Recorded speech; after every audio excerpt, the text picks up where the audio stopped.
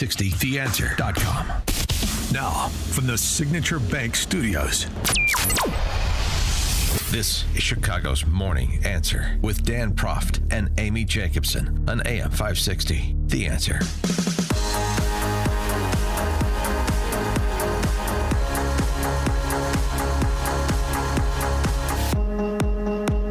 Top of the morning, Dan and Amy. Boy, Barry Sturner and Townstone Financial has been put through the ringer over the last several years at the hands of the Consumer Financial Protection Bureau, which is one of the agencies that is on the chopping block and should be. Years of litigation that led to a settlement that earlier this month, the Trump administration and Townstone jointly asked a court to vacate and refund essentially the money that was extorted out of Townstone, because it was cheaper than the cost of litigation, I have no doubt. We'll talk to Barry here shortly. But Russ Vaught, who is the OMB director, pretty much made a public vindication for Barry Sturner and Townstone Financial during that 2-hour cabinet meeting yesterday at the White House. We found this small mortgage lender in Chicago. His name is Barry Sturner. He had a firm called Townstone, and CFPB had gone after him because he complained about crime in Chicago, literally the same thing that the Democrat mayor had talked about, and they came after him for 7 years on a redlining disparate impact claim and ruined his life. We overturned that. We apologized on your behalf to that individual, and we basically, without having to go through notice and comment, we ended the policy that set that in motion. And so that's happening across these agencies with how they are using their enforcement discretion, and it will only continue based on the stonewall of backing that you've given us to make these hard calls. I don't think they're actually that hard, but no one's done it to this point, and we were able to go forward and do that because of the backing that you've given us. And this show, AM 560, we're the only station to cover his story at the beginning. Now, Fox News has been on it. Everybody else has been on it now. Right. I mean, these anecdotes that illustrate how dangerous and destructive these policies pursued by the left are, these identitarian policies. And this is another case study. And, it's one of those things. Until it happens to you or someone you know, it doesn't seem like a big deal. And then it becomes a real big deal. Barry Sturner joins us now. Barry, thanks for being with us again. Appreciate it. I appreciate you guys having me on, and Amy's absolutely right that the two of you over the 8 years really hung with me. Interestingly, I don't think maybe many of your listeners know that many of our comments were made on 560. We had a radio, Townstone had a radio show on 560 for many years on Sunday mornings, and Russell Vaught and his crew went through the CFPB's files. They didn't put everything out there. We're still waiting for FOIA for the Freedom of Information Act, and they found out that our comments being on conservative radio such as 560 is what led to all this. That's the unbelievable part of the situation that we just found out, and that's why they're trying to get it vacated now, because the enforcement division of the Consumer Finance and Protection Bureau, the people in that division were after Townstone and myself simply because of our political views. That was the basis, and all that they were trying, and the only reason that they were going after me is what we found out after 8 years. All the other things that they mentioned, calling me and Townstone a racist, the Chicago Tribune, Cranes, and all the rest here locally going after us, was all a misnomer. There was never any proof. Right, and this is what they do. I mean, this is thought and speech crimes. I mean, that's really what they're interested in prosecuting. Certainly not violent crime. I mean, that's the left's perspective. But just to develop this a little bit more of the backstory, and then what the toll the process took on you. We heard Vaught mention, DEI, disparate impact, which is just DEI code language. What they accused you of, and then the process and the toll it took on you to get to this point. So this has been going on for 8 years, if you can believe that. It's been a long time. And what they accused me of originally, or what they started, was that we did not have enough African-American black applicants at Townstone Financial. And correspondingly, they put that together as because we didn't have that. The reason we didn't have that, was because we were on conservative radio 560 talking about crime. That's the gist of this. Well, didn't you say that the south side of Chicago is dangerous, or that there's crime? What was the exact statement that you made that upset them so much? So over 78 hours, they used some kind of system, which we didn't know that they were using in 2019, some kind of AI system. They went through all the hours we were on 560 on our podcast, and they found 4 snippets, basically 6 minutes out of 78 hours. So we said that the South Side was the only reason the South Side of Chicago was not becoming a war zone. Again, we said this in 2016. This is not recent. Was because of the Chicago police. It would have became a war zone without the Chicago police. We mentioned some of my cohorts were making a joke. We were talking on another day, comparing walking around the south side of Chicago at 2 a.m. to skydiving. And then I played hockey. Skydiving safer. Yes. I played hockey with a number of Chicago police officers and FBI agents during those years. And there was a weekend that a young Chicago police woman got beaten up in 2016. I don't remember the details. And I happen to say that the police officer said in the locker room that, from Friday to Sunday, it's like hoodlum weekend on the south side of Chicago. Those were the terms that they used, and I was regurgitating what they said. And then my ex-partner, David Hochberg, who was running our, who was all over the radio, said an innocent comment talking about the Confederate flag when he was talking on the radio and driving and keeping your eyes straight while driving through Markham. Those were the basic comments that we said. And I happen to mention, and I'm sure anyone who lived in Chicago over the last 15 years, I mentioned that the nickname of the jewel on Division Street was Jungle Jewel. And that's basically the way I said it.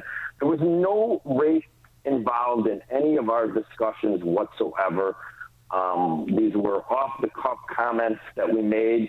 You guys know you fill radio time sometimes if you have an hour show with talk of Star Wars and corned beef sandwiches, and then we talk politically about what was happening locally in Chicago. Well, you have a right to free speech. Yeah, but right. The crux of the issue is, did your political views inform decisions to serve clients of particular races? I mean, that's the claim that they have to support, and so whatever, even if you interpret any statement you made in the light least favorably to you, you still have to connect the dots to some action you took. So how did they do that or attempt to do that? Well, that, of course, is the interesting part. As I've mentioned last couple times that you've had me on the show, we never had a complaint. And that was always their problem. You never had a client or a prospective client complain? Never? Nobody? Never. Correct. Right. Yeah, there you go. Correct.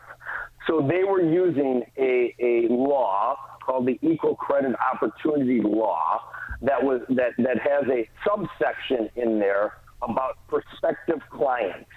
That's what they were hanging their hat on. Prospective clients that could have, would have, might have, thought of doing business with us. In their opinion, they knew that they didn't do business with us because they didn't, because they heard these comments, even though they never had a complaint ever against Townstone. So you were fined, what, $105,000? Are you going to get your money back? Well, the day before the election, I should say that, the Friday before the election, and I'll give you a little backstory very quickly. At the beginning, they were asking for $40 million from me. $40 million? $40 million. They were using some multiple of the number of words that we used that they thought was impacting the situation. Then they went down to $4 million, and they stuck at $4 million basically for 8 years.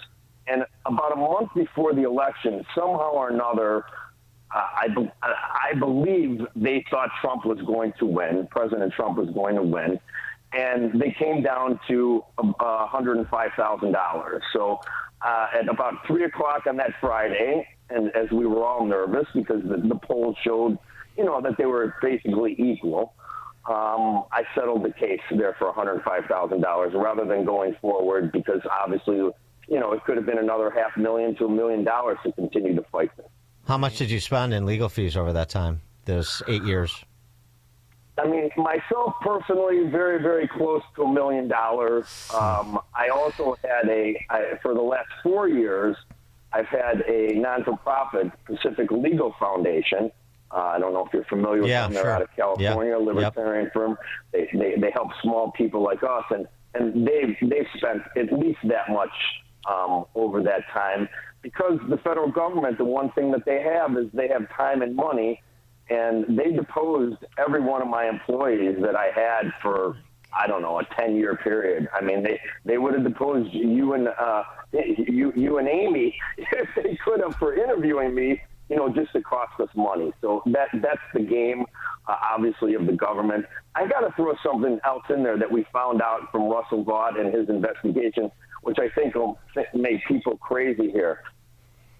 If everybody remembers during the Lightfoot years here, during the looting that we had that week, I lived in the South Loop, and they were looting that particular area. I lived on State and Roosevelt, and I made a couple Twitter comments that night about the police doing a great job, that we needed more police, that the police should be allowed to do their job. And lo and behold, during the investigation, they found print screens in my file at the CFPB of my comments on Twitter sticking up for the Chicago police.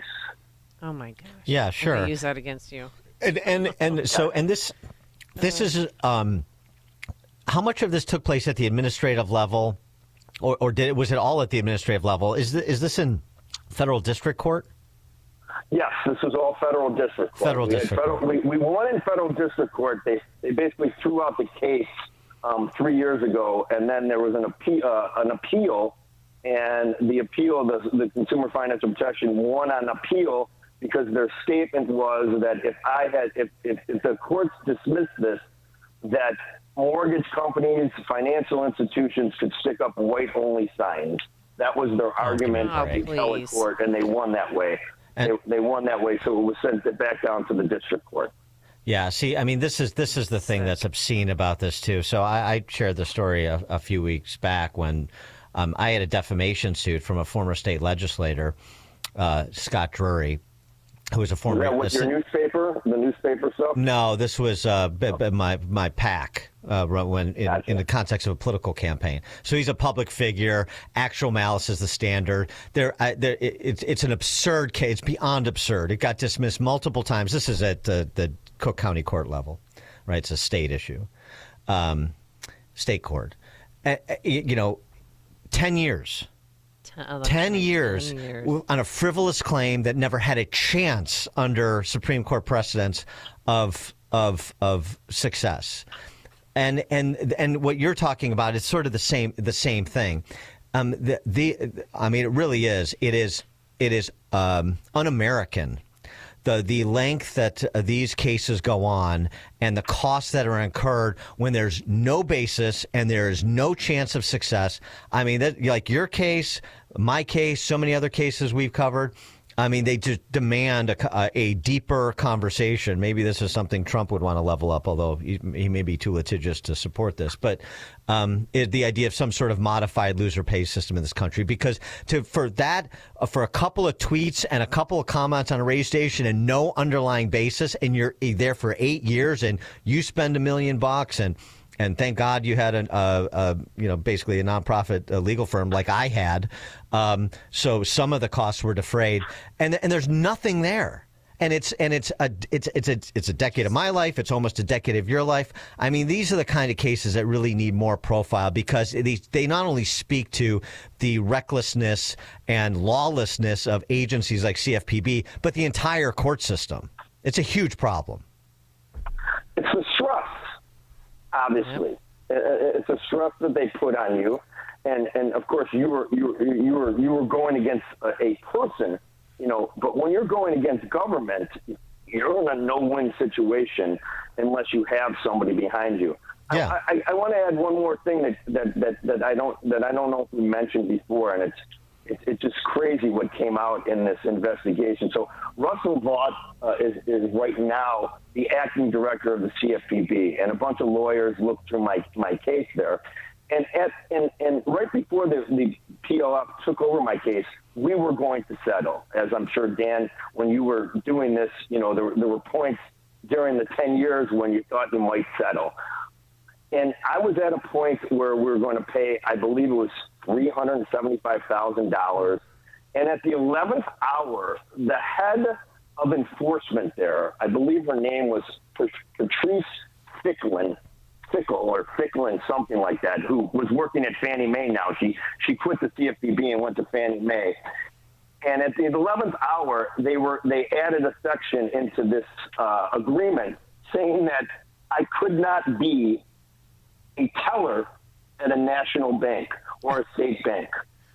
A teller. They were going to teach me a lesson and set a precedent. So everybody else, like myself, who didn't have enough applicants, in their opinion, of course, would see not to do this. I mean, there's been bankers and there's been CEOs all around the country, as we all know, for years and years and years, who have done way worse than, say, a few bad lines, that were still allowed to work in the industry. And of course, I didn't sign, thank goodness. Otherwise, we wouldn't have gotten to this point. But that's what they had thrown in there. I mean, they were just doing things to me because I was a pimple on their you-know-what. Well, I never thought I would fight for this long. And yeah. I appreciate everything you guys have done to put me on there to get the word out, because the word never got out on this. And then all of a sudden I'm sitting there Wednesday and Russell Voigt's talking to the president about me, which I thought was kind of a little vindication, as you guys stated earlier, which feels good. Because when you're running around for these amount of years and they're calling you racist, it's bothersome, obviously, when you know you've done nothing wrong. Yeah, well, they're thugs, and there needs to be the reckoning needs to be sustained, because there are so many thugs that need that reckoning. I mean, if you're going to have any confidence in the justice system or these federal agencies with enforcement power like you're describing. So where do you stand now? What are you doing, and what are you going to do? Well, we're waiting on the judge. There was a motion to vacate a couple of weeks ago. We were on a Zoom call with the judge. The CFPB and my lawyers, of course, put in a joint motion to vacate. And then, for everybody who believes in the ACLU, which is a complete, utter joke, this case was about free speech. Let's be honest here.